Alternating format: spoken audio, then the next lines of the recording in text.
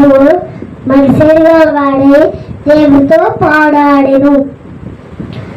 హోషేయ 12:3 పక్షిమా యెహోవా ఈ పక్షిమా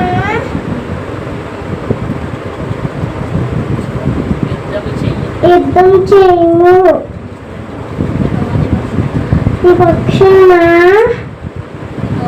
యెహోవా ఈ పక్షిమా యుద్ధం చేయుము.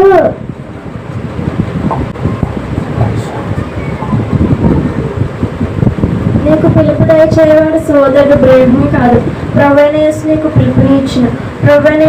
పిలుపునిచ్చిన ఎడల ఆయన నీతో మాట్లాడు.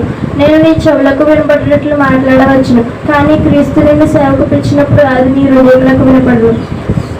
దాని నుండి నువ్వు దూరం కాజేయవు.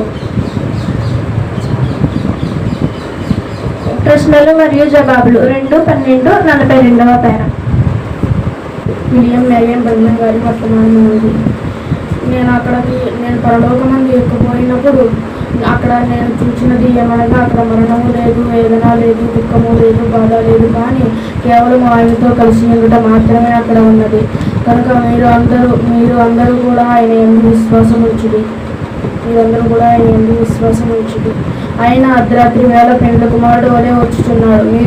మీరు పెండ్లి కుమార్తె వలె సిద్ధపడి ఉన్న ఎడల ఆయన మిమ్మల్ని తీసుకుపోవను, లేని ఎడల మీరు విడవబడుదురు. ఆమేన్.